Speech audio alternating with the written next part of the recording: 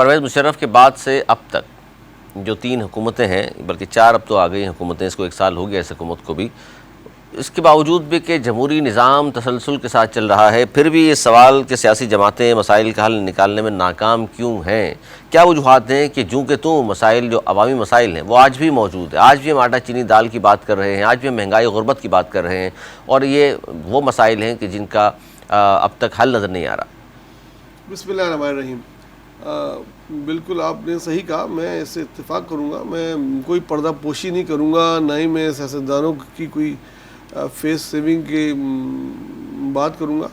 Yes, इनकी नाकामी है। अब ये अपनी नाकामी IMF पे डालते रहे, ये मुदाखलत पे डालते रहे, ये इदारों पे डालते रहे, तो किसी हद तक उनकी अपनी, देखिए जब आप नाकाम होते हैं ना, जब पाकिस्तान की टीम हारती है तो बोलते हैं यार वो विकेट सही नहीं थी, या हमारी बैटिंग लाइन फ्लॉप हो गई, या बॉलर नहीं चल पाए, कोई ना कोई आप वो ढूंढते हैं बहाना। तो सियासतदान अगर नाकाम नहीं होते तो ये कर रहे क्या है उनका, अब ये तो देखें, मतलब चाइल्डिश इनका करैक्टर है। एक सियासतदान बोल रहा है कि हम होंगे या तो तुम होगे, इस किस्म की सियासत आजकल हो रही है। एक दूसरे को बर्दाश्त करने की वो नहीं है, पार्लियामेंट में बात करने के मुतामिल नहीं हो सकते।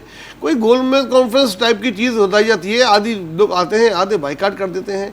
इतना पोलराइज कर दिया इदारों को, TV चैनल्स को, हर इदारे को उन्होंने जो है ना, बस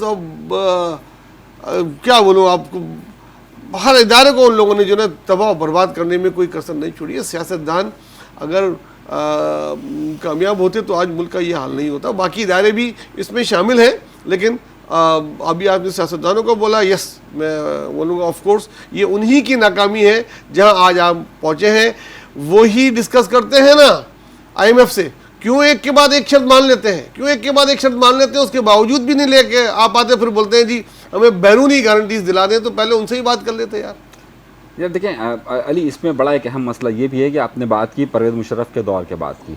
हमारे यहाँ पर सियासी जमातें अपनी बका की जंग ही लड़ती रही है। अगर वो सियासी जमातें अपने से ज़्यादा ताकतवर लोगों की बात नहीं मानती तो फिर उनके साथ क्या होता है, वो अपनी बका की जंग से बाहर नहीं निकल पाती है। आपने ये बात कही कि सियासतदान नाकाम हुए, आप मुझे ये बताइए कि जब अमेरिका की आंखों में आंखें डालकर एक बड़ा अहम समझौता कैरी लुगर बिल के तौर पर हो रहा था तो कौन अदालतों में गया था, किसने मना किया था? आप ये देखिए कि नवाज शरीफ साहब जब काम कर रहे थे तो उनके खिलाफ किसने इमरान खान साहब को खड़ा किया, और इमरान खान साहब आज जिस बात का दावा करते तो उनके खिलाफ कौन खड़ा हुआ है? दर हकीकत मामला यह है कि इक़्तिदार और इख्तियार में इन सियासी जमातें बेचारी अपनी बका की जंग लड़ती रहती है। हमने यहाँ पर तंजीमों को उठाकर फेंक दिया, हमने कहा कि जो बात हम कह रहे हैं उन्हीं नजरियात की बुनियाद पे बात की जाए।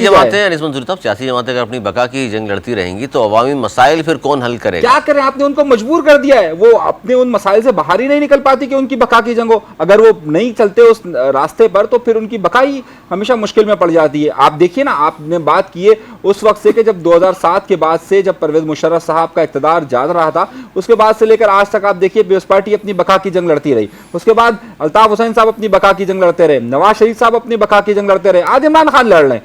तो जब हम ये बात करते हैं सियासतदानों की नाकामी नहीं है, बल्कि इस मुल्क के अंदर आइन और कानून के ऊपर अमल दरामद ना होने के बायस आज ये नौबत आई है।